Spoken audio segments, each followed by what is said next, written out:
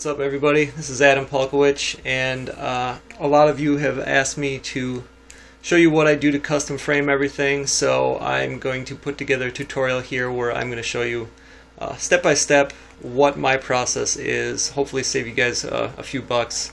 If you're anything like me and you've been collecting posters all tour or even longer than that, and you've got a big stack, you know that it costs a lot of money to get these things framed up, especially if they're odd sizes and you need a custom framer to do it for you. Again, this will hopefully shed some light onto exactly what you're paying for when you go into a custom framer to have this kind of thing done. And if it's something that you want to try to do yourself, I'm not very good with tools, and I can do it. It's not very hard. The first couple of times, it took some trial and error just like anything else, but if you want to do this, you can, and hopefully this will help you learn how. First step to doing a custom frame job is cutting your molding. Well, actually, the first part is selecting your molding.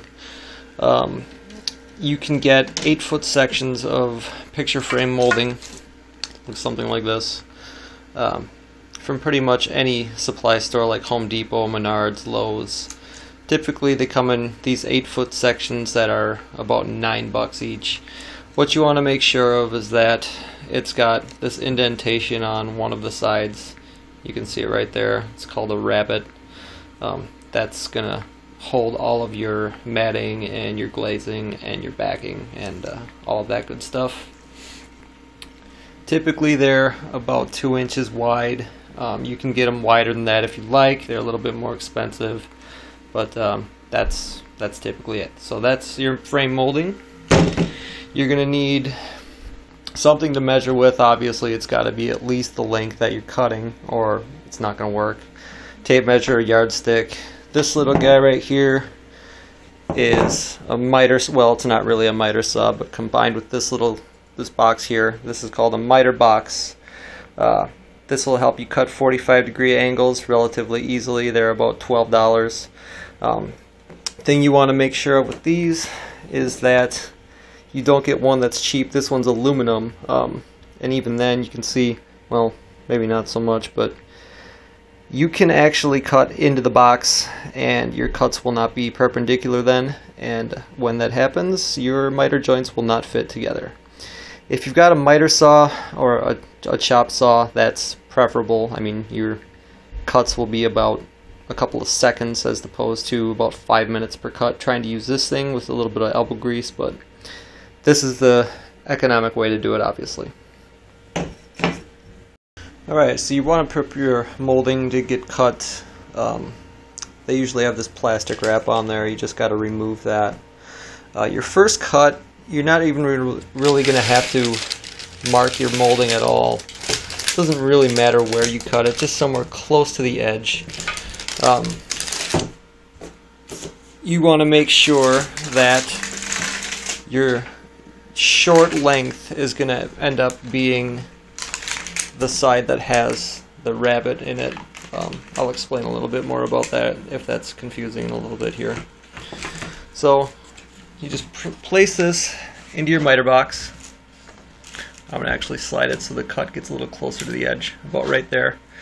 And they actually have this little overhang that is really good for pressing up against the side of a flat surface like this table that I use. Just make sure that it doesn't slide around or whatever when you're making your cut. Now, you can actually take a clamp, like a C-clamp, and put it in there, and if you really want to make it so it's not going to shake or whatever, but that's just up to you. I don't usually do that. It's well, no good excuse. I'm just lazy. Alright, so I'm going to make this cut here. I'm not going to film myself making the cut because you don't want to sit here and watch me try to cut through this thing for like 5 to 10 minutes and swear at it. So I'm just going to cut it and we'll go to the next part after I'm done doing that. Okay, so there you have your 45-degree cut.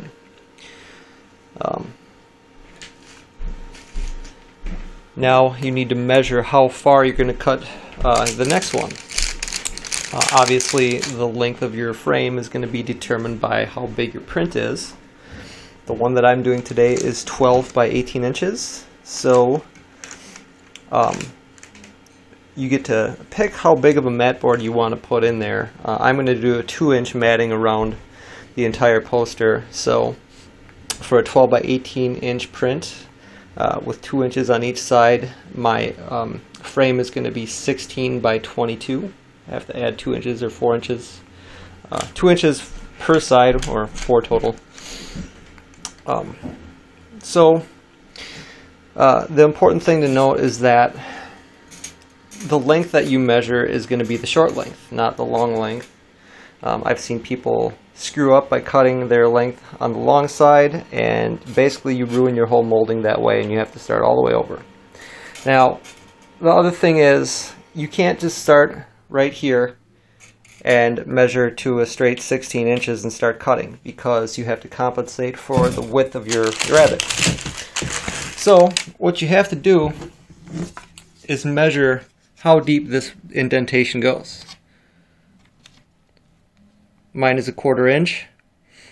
You have to compensate for both sides. So what I'm going to do is I'm going to take a 1/2 inch off of the measurement. So I'm actually going to only cut it 15.5 inches instead of 16, and that will actually give me a 16-inch length for my shortest side. So I don't have a very good surface to work with here. But anyway,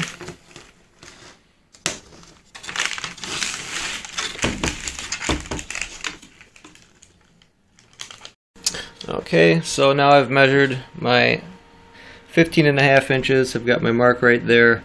I didn't film myself measuring because when I tried to hold my phone and set it up at the same time, I dropped shit all over the place. So I had to turn my phone off. So there's my mark. Again, just going to slide it into this miter box here. Line the marking up as best I can with that mark right there. And I'm going to cut that angle right there. Starting from here, the blade is going to go from there to there. And I'm going to make that cut, and that should give me one of my lengths of my frame. Again, I'm not going to show myself cutting this because I can't hold my phone and hold this down and cut it all at the same time. Okay, after you make your second cut, you should end up with something that looks about like this. You should have your 45-degree angles on either side. Again, what I was explaining before, here's the long length, here's the short length. The short length needs to be the one with the rabbet, because when you put your miter joints together, that needs to be on the inside part of the frame. So there's one of my lengths. That's going to be one of my short ones. Again, this is about 15.5 inches long on this side. And now, to make your second cut, you're going to want to mimic this one. The first thing that you're going to do is, again, just stick this in the miter box. And you're going to make a cut, not necessarily needing to measure anything. You're going to go from here to here, making sure that your rabbet, again, is on the short side. So I'm going to go ahead and make that cut, and then I'll show you how I measure after that one's made. It's a little different than I did the first one. You can use the edges of the long side to use a tape measure, and it actually makes it a little bit easier, and I'll show you that in just a couple seconds here. Alright, so now I've made my other cut on this second length here. It's 45 degrees, just like the cuts on my other molding piece here, the completed one. And now what I'm going to do is I'm going to line these up, actually one right on top of the other here. And it's just a quick and easier way to measure things. Just line it up, go down here and make a mark at the end like I have right there. That's going to indicate where I need to cut. I'm not going to go ahead and just start cutting it right there though. I'm actually going to use two forms of measurement to make sure that I am as accurate as I can be. Reason being, if you think about this, if you're even a 1/16 of an inch off on one of your cuts, you're cutting 4 lengths. So if you're a 1/16 inch off and you put 4 lengths together, that little mistake is going to multiply by 4. So a little tiny mistake could end up being a 1/4 inch gap in your frame, and that's not going to go together very well. So with all that said, I said that there was an easier way to measure as soon as you had a length cut, and I'm going to show you how to do that right now. Basically, you're just going to hook a tape measure on that side. It's easier to measure this way because you can actually hook it on there. It's almost impossible to do on the obtuse angle there on the shorter length. And you're going to measure the long side, and it's, I don't know how well you can see that, but it says 18.5 inches. So I'm going to hook my tape here on the uncut one. I'm going to measure 18.5 inches. And it looks like my measurement was pretty much right on. So that's where I'm going to cut it, and then I will have 2 even lengths that will be my short lengths of the frame. Alright, that cut is made, and now I have my short lengths that should be identical. I'm just going to set those aside over here. And in case anybody is wondering why I have this massive saw sitting on my table now that I didn't have before, I mentioned that you can actually cut into the side of an aluminum miter box, and that's exactly what happened. See those gigantic grooves there? It's a little hard to get it lined up and cut a nice 45-degree angle if your miter box is completely trashed. So I had to get a new one. Looks like this. It's huge, but it was $9 and it works great. I'll show you just quickly how to set this one up. It's pretty self-explanatory. You've got your molding, press it up against the side. These grooves are where the saw goes. You press down and you saw. That's it. So now I'm going to cut the longer ones, my longer lengths. And again, I'm going to start the same way, just getting close to the edge about right here. And I'm just going to saw that, again making sure that the rabbet is on the shorter length. And now that that is cut, I've got another 45-degree angle there. You can have a little bit of burrs on the back, that's alright. You can go ahead and sand those off when you get all your cuts made. Not that big of a deal. Alright, so these are going to be my longer lengths. Again, my frame is going to be 16 by 22. Compensating for this 1/4-inch rabbet on 2 sides. That means that I'm going to have to take a 1/2 inch off of that long measurement, and I'm going to have to make my cut at 21.5 inches. So just put 21 right on the 21.5 right on the edge there. This isn't a measuring video, so I'm not going to be too precise with this part. And there's 21.5 right there. That's where I'm going to make my cut.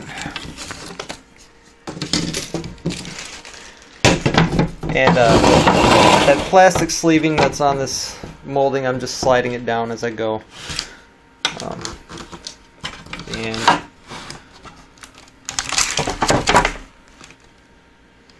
Alright, so we've got that lined up right there with the groove. I'm going to go from there to here. That's where my blade's going to go, and I'm going to go ahead and make that cut. And now that cut is made, and I've got one of my long lengths. I think I screwed that up a little bit, made it about 1/8 of an inch shorter than I wanted, but that's okay because I know that, and I can just cut my other length about 1/8 of an inch shorter too. And as long as they line up, I should be fine. I'm just going to have to adjust my measurements for all of my matting and my glazing and all of that stuff, but it's not that big of a deal.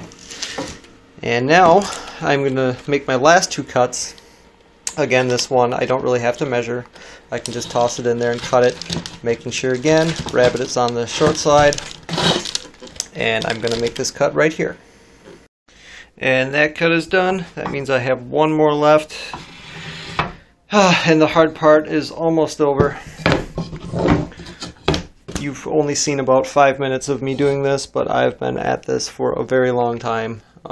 Cutting these by hand does take quite a bit more work than using a miter saw, but it saves you a lot of money as well.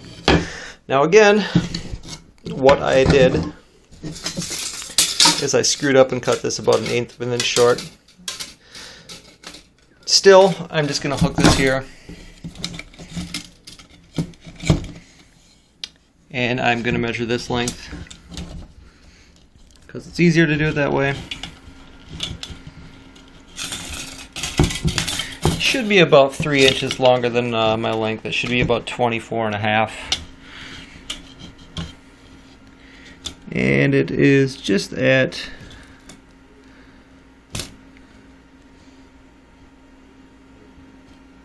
my hook came off, but it's about 24.25. So I am going to measure my uncut length at 24.25, hooking there, 24.25 here.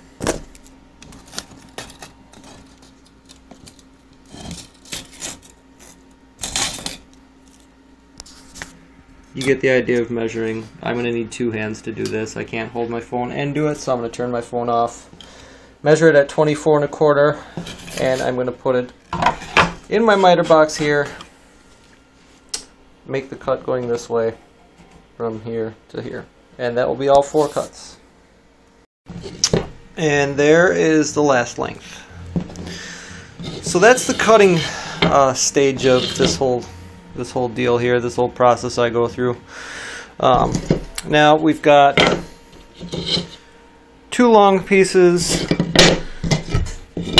2 short pieces. That's going to be our 4 lengths of the frame.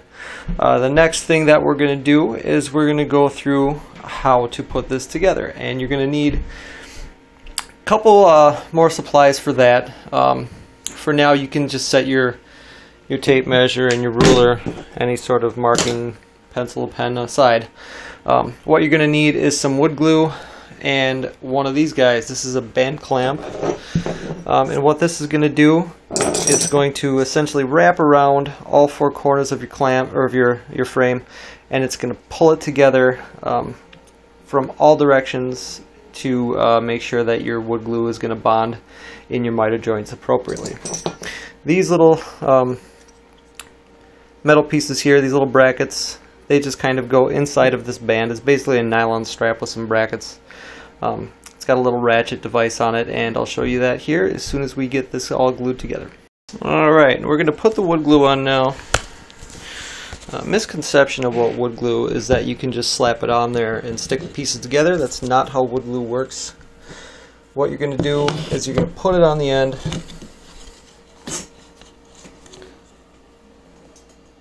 just a little bit, about like that, and what you want to do is take it to the other side of the joint that you're putting it on and just kind of rub it back and forth until you feel the friction of the glue in there. And when you start to feel that, you're going to pull it apart, and you're not actually going to do that, or you're not actually going to seal it together right away. What wood glue does is that got a tendency to seep into the wood grain, and when it does that, it doesn't bond very well. So what you want to do is make a little barrier for it, and then apply another coat on there before you seal it. You're going to go around and do that on all 4 corners, and then you're going to apply another coat, and you're going to stick it all together, and then I'll show you what it looks like after I do that and the frame is all put together and laid out. Alright, I've laid out our frame here, and I've taken those metal brackets, placed them around on all 4 corners here. You can see that there's some gaps in the frame. That's alright, we'll correct that later. I'll show you how to do that. They rarely fit completely perfectly together. I've had it happen a couple times. This is actually one of the worst ones that I've done myself, but we can fix it, and I'll show you how to do that after this. Now what I'm going to do is I'm just going to take this band clamp and I'm going to wrap it around all 4 of those corner brackets. And now that we've got that wrapped around there, you can see it goes through all of the metal brackets. It looks like that around all 4 of the corners. I mentioned that these have a little ratchet device. Basically that little nut right there goes with a little wrench. Just going to stick it on there. Use it like a ratchet. You can hear it popping when you turn it. Well, I don't know if popping is the right word, but you can hear the ratchet. Now, what you're going to want to do is just take your finger and feel the underside of the rabbet on the corners. This should be enough pressure to hold the frame in, hold it all the way together. But the one thing is, when you put wood glue into the miter joints and you apply pressure to it, it's going to want to slide around. So you just run your finger around the rabbet, make sure that it's flush on the bottom side, so that when you put your glazing and your mat boards in there, that everything is going to sit flat. That's the most important part of putting this whole frame together, is making sure these parts are flush. That's what matters. Everything else can be corrected. So everything feels pretty good to me. I'm going to go ahead and ratchet this as tight as I possibly can, and as soon as that's done, I am going to let this sit. The bond probably won't be done for I don't know, about 12 hours or so, but in about an hour I'm going to attach some corner braces, and I'll show you that when I'm ready. It's been about an hour and a half, and what I've done is I've taken this whole frame and I've flipped it over so the rabbet is facing up. You can see it. This is the back side of the frame. There's some gaps in it here, and what we're going to do first of all is we're going to take some putty and we're going to fill in this gap right here. I use this stuff. It's called Quick Wood. Comes in a little tube like that. I think I paid like $4 for this. I don't know. I've had it for a long time. And it's basically this little tube. You just pinch off a piece at the end. It activates by mixing. There's two different materials in it. One in the middle and one that wraps around it. Just squeeze a piece off and mix it together in your fingers, and then just kind of jam it in that crack right there. Yeah, I said jam it in the crack. Just take that, mix it up a little bit. That should be good enough. This crack isn't that big. It's pretty trivial, but I like things to work well. I don't want it to fall apart, so I'm going to go ahead and just smear that in there.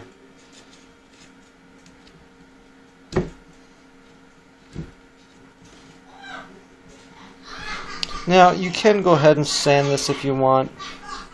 I don't think it really matters all that much. Just as long as you work it into that crack and there's not a huge gap anymore. This is the back of the frame. It's not going to matter. No one's going to see it. It just needs to be strong enough.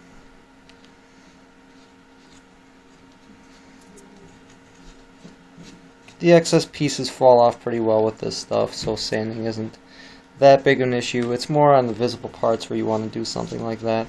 So there you go. That's nice and filled in. That should seal up nicely. Shouldn't have any problems there. Now, the next thing that we're going to do is we're going to put these corner braces on. These are about $2. I got them from Menards today. So yeah, these are. And the way that I line them up is I basically take them and push the corner up to the corner of the brackets, just like that. Do that on all four sides, all four corners. And then I'm just going to take these screws that come with this package, stick them right in there, and I'm going to drill them in. Again, I'm sorry that I can't actually show you myself doing these things because I don't have 3 hands. I can't hold my phone and also do things that require 2 hands. So I'm going to turn this off and go ahead and drill those in. You get the idea. If you don't know how to drill, you probably shouldn't be doing this. Alright, I've gone around and I've installed all the corner brackets, drilled all of my screws in. One thing that I forgot to mention that is extremely important when you're screwing these corner brackets in is you do not want to use a length of screw that is longer than the thickness of your frame. That should go without saying, but you don't want your screws to stick all the way through the front of your frame, because if you do that, then something like that will happen and it will stick through, and it's not that noticeable, but I know it's there, it's sharp, it looks bad. Don't do that. Now, once you've got all of the corner brackets on there, it should be bonded and secure enough to go ahead and remove your band clamp, and you can go ahead and flip this over, and this is your basic frame. There it is. There, that looks a little better. Now you're going to have, like I said, with this one, more so than I've ever had before, you're going to have a few gaps around there. Go ahead and go around, fill those in with the putty the same way that I did on the back side. I actually have a little piece stuck to my hand right here. I'm just going to go ahead and stick that on there. Now, it doesn't have to look great. Whatever finish you use is going to cover it right up. But you know, if you got OCD like most people do that want their stuff to look perfect, then you know, go ahead, put it in there, sand it down, spend tons of time doing that. I'm not going to do that. It's going to look just fine anyway. And now, after you go through and you do that, and it's to your liking as far as the gaps being filled, we're going to go ahead and apply the finish to it. And the finish you use, sort of just a preference. Now again, this is not a painting video, it's a framing video, so I'm not going to go too much into applying the finish. The only thing that I will say about it is that if you want to hide the wood grain, go ahead and use a primer. I recommend this stuff. This is sanding sealer. This is what I use to hide wood grain when I do other projects like Pinewood Derby cars and I want it to look like an actual finish on a car. It works very well to hide the wood grain. Otherwise, if that's not something you're concerned with, go ahead and just grab any spray paint off the shelf and go ahead and put that on there. So I'm going to go ahead and I'm going to paint this, and this is actually going to be a white frame. And after the finish is applied, I'm going to bring it back in and we'll get to cutting the glazing and the matting and actually putting the print in there and finishing up. Alright, we're back, and you can see here that I've got my finish applied to the frame. I did 2 coats of white spray paint and I left it on there overnight. And now we're ready for the next part, which is the glazing. Just literally 1,000 ways to apply the glazing. It's different depending on whether or not you use acrylic or glass. I'm going to use this sheet of acrylic here that I had left over from one of my old projects, just because that's what I have on hand. I will show you how to cut with glass and acrylic both, so you know what to do depending on your preference. The way that you're going to measure this is you're going to take your yardstick or your tape measure, and you need to measure the inside of the rabbet so you know exactly the dimensions that you need to cut. So it looks like here we're 16 inches across, and the long way, make sure obviously that your yardstick is sitting flush in the rabbet. So it's 16 inches across, and it looks to be about 21 7/8 the long way. So I'm going to have to cut about 1/8 of an inch off of my pre-cut mat boards, and that's the lengths that I'm going to cut my acrylic to. Went ahead and measured my acrylic sheet, and I've got my cut line drawn. I don't know how well you can see that right here. The nice thing about these acrylic sheets is they come with a plastic covering, so you can go ahead and draw your lines right on there. When you peel that off, obviously the line is going to come off. This looks pretty cloudy and beat up, but when you peel that plastic covering off, it's going to look nice. It's going to be nice and clear. Now, there's a few ways that you can cut acrylic sheets.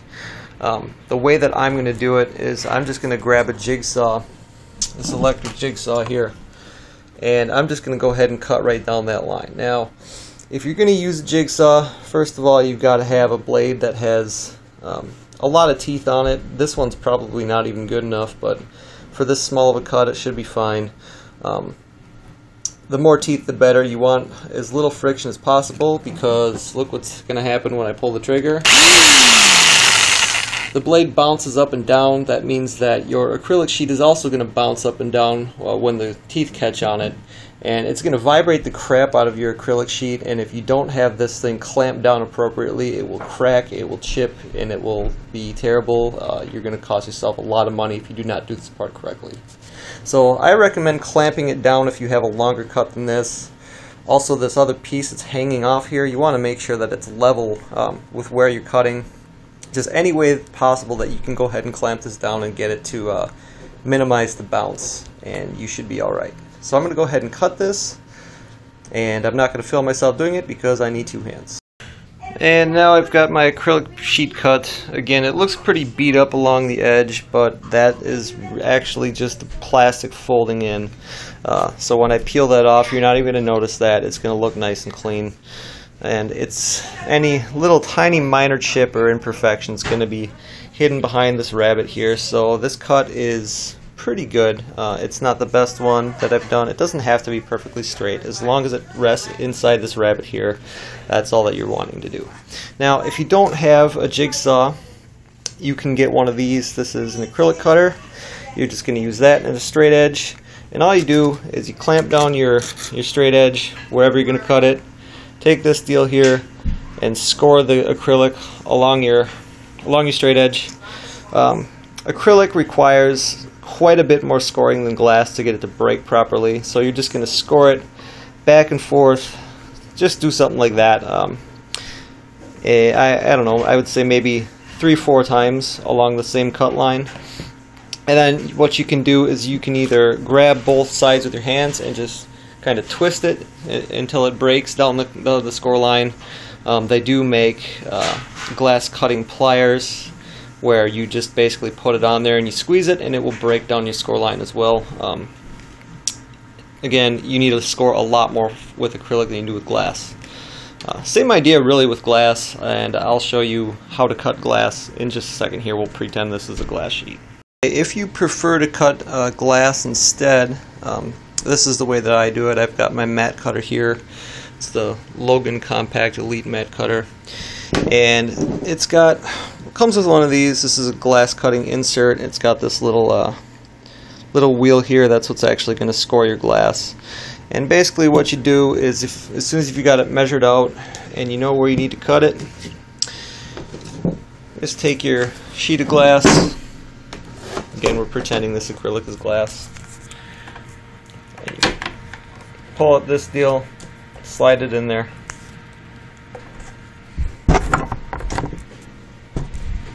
Okay, now we're just going to pretend that that's a sheet of glass. You also need to have this glass cutting fluid, and you're just going to basically make a beaded line just along the edge there, right down where you're going to cut. And you're going to take this, it's got some grooves in there that hook right on there like that, and you're just going to drag it down. And that's all you do. Biggest mistake that people make here is they feel like they need to push really hard with this. You don't. It should make a noise like if you're folding a piece of paper and you crease it. That's kind of what it sounds like when you cut this. When you take a rag and you wipe it down, you shouldn't even really be able to see the score line. It just should look like it's basically just a tiny scratch. That's good enough. That's all you need to do. And then again, you can grab it with 2 hands and twist it. It should break directly down the score line. Ideally, you'll have, I mentioned before, those glass cutting pliers. They work really well. Just grab it, squeeze them, it will break directly down the score line, and you'll have a nice cut sheet of glass. That edge that you cut is going to be really sharp, so what I do is I take a piece of tape and I mark it so I remember which edge is the sharp edge and I don't grab onto it and cut myself. And that's how you cut glazing. I would recommend leaving on, if you use acrylic, leave on the plastic covering until you're completely ready to apply your matting. Okay, now we're ready to cut our mat boards.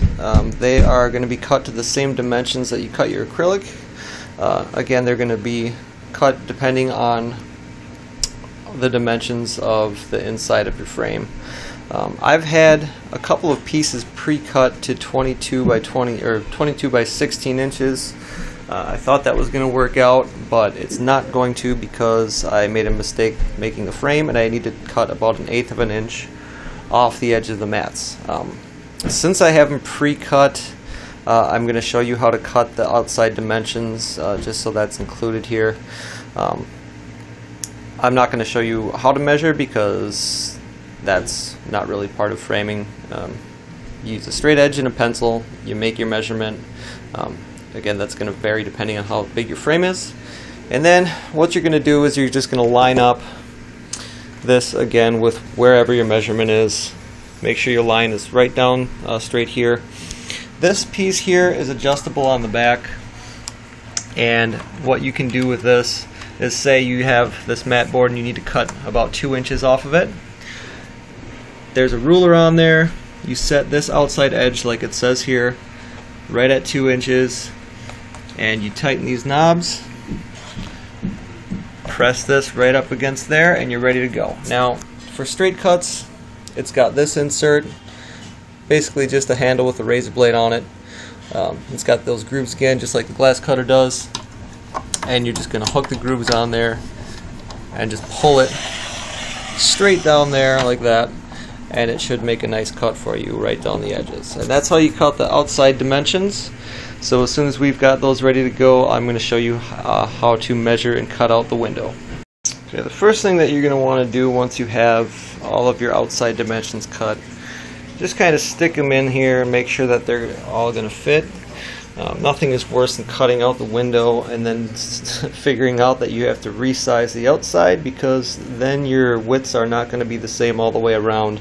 You're going to have to get a new piece of mat board, and you're going to have to start that process all the way over. So you can see here I've got my mat board. It's relatively flush all the way along. It's going to fit in there. I've already checked out the glazing. That fits too. So now we are ready to measure and cut our mat boards. So the first mat board that we're going to measure and cut is going to be the one that the print is actually going to sit behind. This is going to be a double mat, so again, this is where the print is going to go, so it's the bottom print, the bottom mat board. Now, the print that we're doing again is 12 by 18 inches.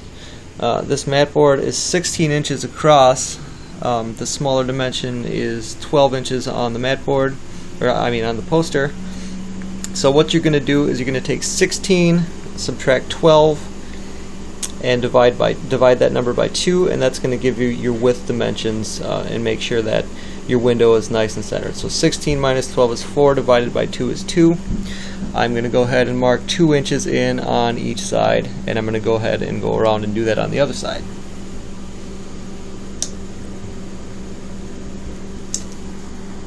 And then as soon as I got both sides marked, I'm just going to draw a straight line down my mat board, and I'll have one of my dimensions. Alright, so now we've got 2 inches measured and lined up on the long sides of this mat board, and the other dimension is 18 inches on the poster. And remember, I screwed up cutting my frame, so the dimension of the mat board is actually 21 7/8. So I need to take 21 7/8, subtract 18 from that and divide the result by 2. It would be nice if it was just a flat 2 inches, but it's not. It's actually 1 inch and 15/16. So that's my measurement for this length, and I'm going to draw a line this way across on both ends at 1 and 15/16 inches. And there you have the square, rectangle. And it's worth mentioning here that this is not where you're going to cut. This is a guideline for where the poster is actually going to sit on the back of this mat board. And you're going to have to make another measurement for where you're actually going to cut it. I do it this way because of the way that I actually mount the prints. There's literally thousands of ways to mount. I'm going to go through a couple of them when I get to that step. But now what I'm going to do is I'm going to measure another 1/4 of an inch from these corners in both directions, because the overlap that I'm going to use for the mat board over the print is going to be 1/4 of an inch. That's going to vary depending on how much of the print you actually want to cover. For example, something like this, where these foils, where you actually want to see the paper a lot more than you would with a regular print. I only did a 16 inch overlap on each side. So again, that's going to be different depending on how much you want to cover. So I'm going to go ahead and make those measurements. I'm going to draw another square, and then what we're going to end up with is the lines that we're actually going to cut on, and the guidelines for where you're going to lay the poster, where it's going to be nice and centered and also overlapped. And now that step's completed, and you can see we've got the 1/4 inch measurement where it's going to overlap. The outside dimension again is where the poster is going to sit on there, so we should be able to center everything nice and easy there. It's not absolutely critical that the inside lines are straight. They're more of a guideline. Your mat cutter will be able to hold everything level, so it's not that big of a deal, but it's just a little easier so you can prevent overcutting. So here we have 2 1/4 on that side, so we're going to set the mat cutter to 2 1/4 starting here. Again, just unscrew these. This thing, you push it in, you can hear it pop, and it'll make this bar slide a little easier. It's kind of sticky, so there's that. So I'm going to measure, and I'm going to put that right at 2 1/4, right there. I'm going to tighten the knobs.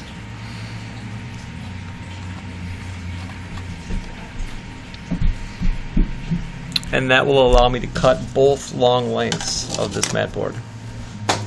So I'm going to go ahead and stick that in there. Now, here you can see that sometimes the line doesn't line up very well. I've seen measurements on these mat boards be off by as many as, I don't know, about 1/8 of an inch. Now, you can adjust it an extra 1/8 of an inch if you're really concerned with that line being right on. I'm not, because as long as it's the same on both sides, the print is still going to be centered when I line up with the guideline. Now, this is how you cut the beveled edge. It comes with one of these. This is the beveled edge cutter.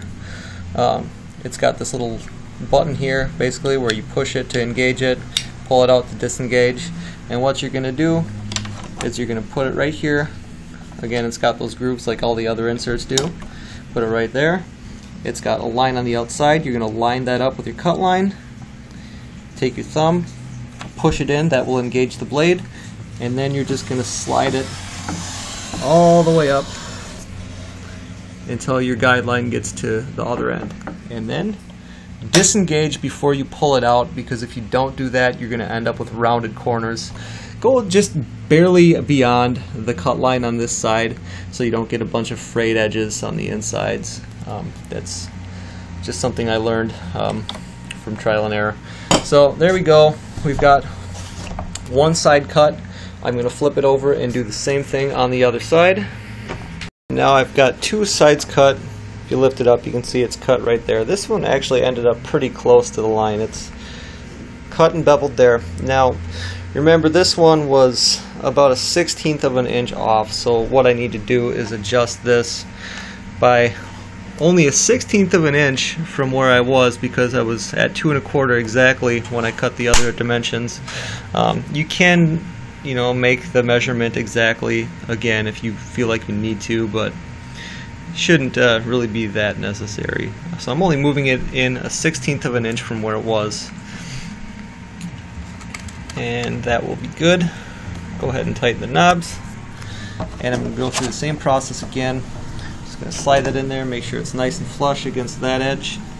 Take the beveled cutter, line it up right with where I cut before, engage the blade, and I completely missed. There, that's better. Engage the blade and slide it up. I might need 2 hands to do this because sometimes the mat will slide underneath. Yep, so I'm going to have to stop filming. Basically, you get the idea. Again, disengage when you get past the cut line up here. And then I'm going to flip it over, do the same thing on the other side, and I will have one of my windows cut out. Alright, and then after you do that, the inside should just come right out of there. There you see I've got the guideline for my poster, and I've got the inside dimension cut out.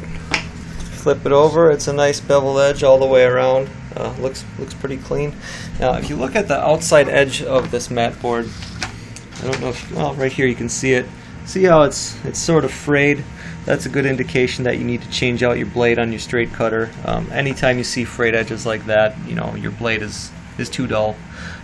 Just go ahead and change out the blade when you see that. Now I'm going to go through some different ways to mount some posters in just a little bit here. I'll take mine out and I'll show you the way that I do it. It's largely a matter of preference and how much you care about your print, but I'm going to go through that right now when I pull my print out. Okay, so now I've got my print laying down here, and you can see it's not exactly flat. I had it pressed between two pieces of mat board scrap with some weights sitting on top of it. I only had it flattening for a couple of days, so it's not ideal for doing this, but it's flat enough where I can actually go ahead and continue mounting it, and it's going to turn out fine. It's flat enough. Now you can see that what I'm going to do here is I'm going to line these corners up with my cuts or my measurements from before, and that's going to ensure that my print is completely centered in the middle of this mat board. I've got some of this stuff here. This is hinging tape. Now don't worry, I'm not going to apply the adhesive directly onto the back of the print. You can do that as long as you know how to remove this stuff. Some of it is removable with moisture, some of it with heat. As long as you read the instructions and you know what you're doing, you can get this off, contrary to popular belief, without damaging your print really easily. It's widely used and it does work. I've done it on some of my other stuff and I've changed out frames no problem. It's not bad. But what I like to do with that said is make sure that none of the adhesive is touching the poster. There's a lot of ways that you can do that. One of the best ways is to actually get photo corners. They're little plastic pieces that will just stick onto the corner, and you can just put the edges of your print in there. Problem with that is if you're not overlapping far enough, you can actually see that on the other side. So I don't like that. And what I'm going to do is I'm just going to take some acid-free craft paper, and I'm going to put that over the corners and then put the tape over the paper so it's nice and secure, and so no adhesive is touching the back of the print. Alright, so you can see what I've done. I've cut a corner piece off of a sheet of archival, well, not archival, just acid-free craft paper, and I've put this hinging tape over the top of it. And I'm just going to go around and do that. See, it's going to function like a corner would, you know, except you're not going to be able to see it on the other side. So just put that on there, slide it in. It should stay as soon as you get the rest of the mat boards put together. Now, you can do it only on the top sides if you want. That's a very common method, so the print hangs, and the reason for that is if it's only hanging and it's not secured in all four corners, it can expand nicely with any varying temperatures or moisture and all that good stuff. But I'm going to do all four corners because I like to. It's really up to you. So I'm going to go ahead and do that, and I'll take a shot of that when it's all done, and then I will go ahead and cut the other mat board. Okay, and there you have the back of the mat board. You can do the same thing and mount it onto the actual backing board if you like. It's easier to actually hinge tape things on that way. That's why I do it like this, so you don't have anything touching the back of the print. This paper will protect it. And now what I'm going to do is I'm going to cut the top mat. The dimensions of the top mat, it's sort of up to you how much space you want to show on the bottom mat board, how much overlap you want. I typically do anywhere from 3/8 to a quarter, you know, a half an inch. I'm going to do 3/8 inches on this one because it's a little bit smaller than most of the prints that I've framed. So all I'm going to have to do is adjust this by 3/8 of an inch. I'm going to put 3/8 of an inch in this way, and I'm going to go ahead and cut my top mat board like that, and it should have a nice beveled edge as well. Okay, so the purpose of the video was to show you how to do this, so I've actually decided not to skip corners. So this length here that I measured and drew the lines on the other mat was 2 1/4 inches. So I needed to subtract 3/8 from that to get this cut line here that I'm going to use. So this is what, 1 7/8, I believe. Yeah. So what I did is, you know, I adjusted this. I pushed it in 3/8 of an inch. And really, when you're cutting this top mat, you only need 2 lines. You don't have to go ahead and draw all 4 because you're going to use this as your guide. And if you already have the measurement for the cut that you're making this way, the mat board will keep it straight. Or not the mat board, the mat cutter will keep it straight. So you're just going to stick this in there, and you're going to use these as your cut lines. Again, when you have your bevel cutter, you're going to use this line. You'll line it up with that, go ahead and slide it down like that, stopping just barely past this edge over here. And then you're going to do the same thing on this side, and then you're going to readjust this to 1 7/8 for this one. Flip it this way, and you're going to use the lines that you cut this way to line this up with, and I'll show you that when I get this ready here. Alright, so you can see that I've made these cuts here. I didn't really need the line. I used those as the guides of where to start and stop, and I've readjusted this to 1 7/8, and now I'm ready to cut this way. And again, like I mentioned, I'm going to use the spot where I cut as my guideline of where to start and also where to stop on the other side. Go ahead and line that up there. Engage the blade. It would help if I had it hinged on there correctly. There we go. Now it's on there. Line that up. Engage the blade, and we're going to slide it down.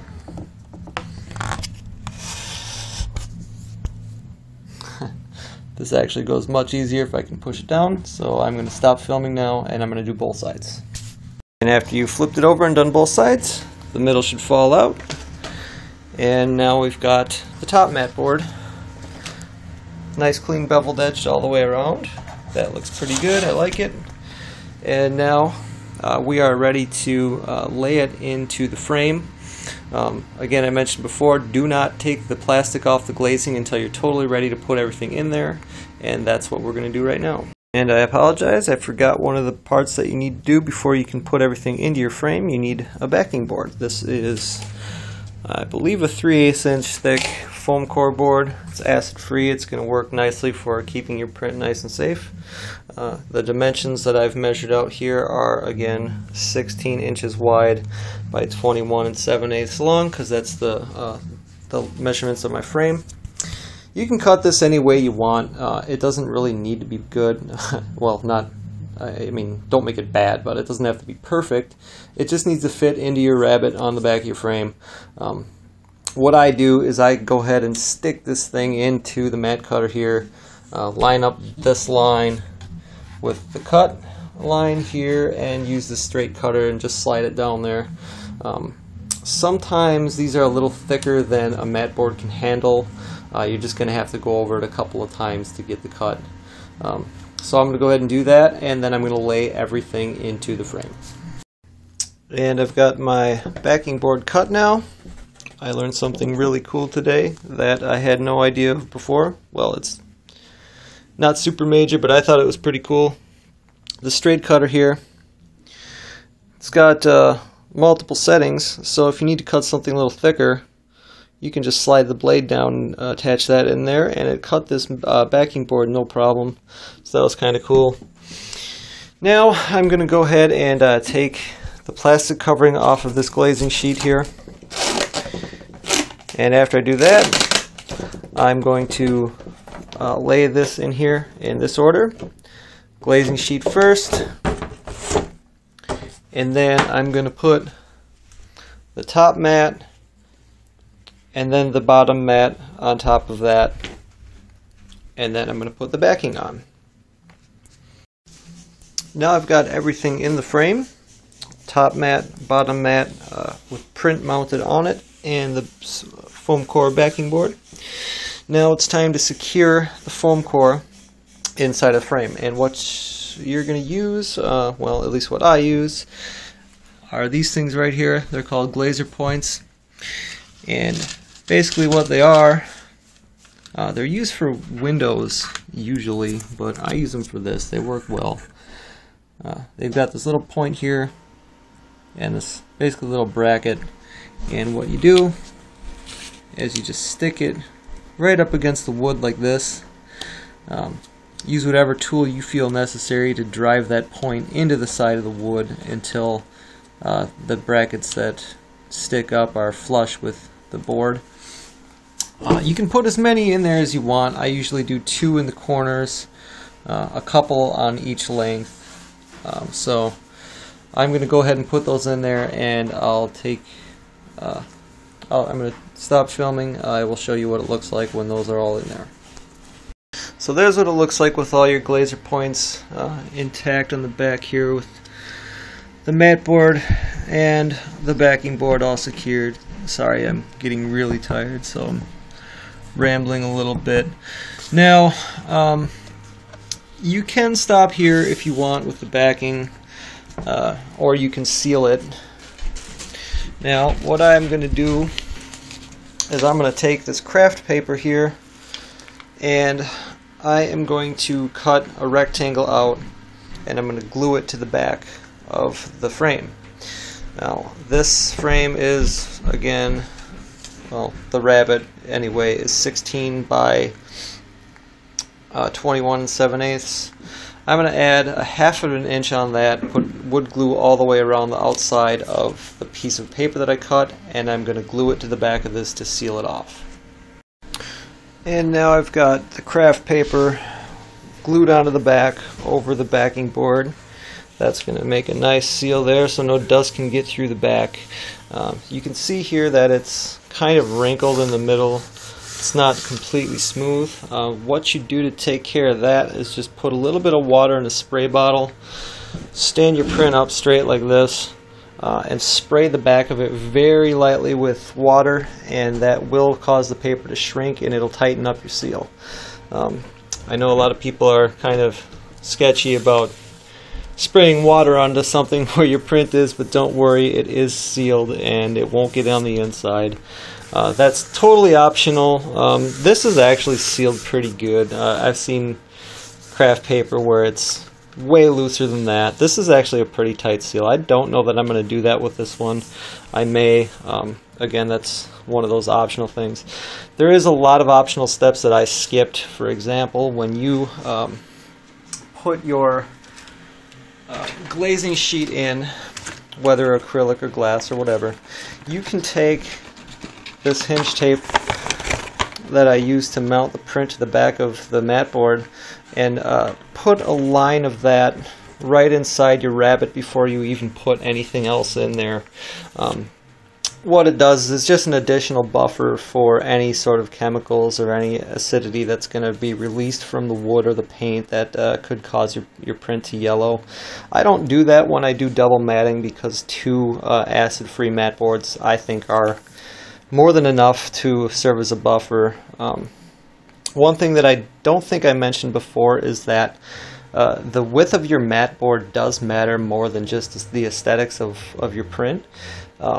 If you have a large frame and you're putting a really thin mat in there, your glass can actually sag in the middle and touch your print, and that kind of defeats the purpose of having the mat board in there as a spacer. So what it does is it serves to separate the print from the glass. Anything that's really, really large, you should probably use at least a 3-inch width for a mat board. If you're double matting, you can get away with a little bit less than that, because the glass has to sag further to touch your print. So the next thing that we're going to do is we're going to put the hanging hardware on here, and then we're going to be done. Now, I use these. They're, again, just a couple dollars from any art supply store. I got these at Dick Blick picture hangers. It doesn't really matter where you put them, just make sure that you look at the front and put them on the top, so you're not trying to hang your print upside down. Now you can just measure in however far you feel fit on both sides. I put 2 on each, or 1 on each side, about 1.5 inches in, so I put one right here, another one right here. And I'm all about giving stuff second chances, so I'm going to redeem the reputation of the thumbtack. And I am going to use thumbtacks to actually press the framing hardware, or the hanging hardware, into my frame. They work really well. They're super easy. It works much easier than trying to nail those tiny nails in that come with this stuff. So I'm going to go ahead and mount those in there, and then I'm going to hang it, and you can see what the finished product looks like. And there you see the hanging hardware attached on both sides with thumbtacks. Again, with custom framing and posters, thumbtacks are not always bad. So that's it. The project is finished. Now I suppose I can show you what it looks like. And there you go. I did a dark brown mat with a light brown mat for this Scott Soder print. And I'm gonna go hang this up now. So if you enjoyed my video, or if you learned anything, that's awesome. Again, anybody can do this. It's takes a little bit of time, but it's definitely worth the money that you're gonna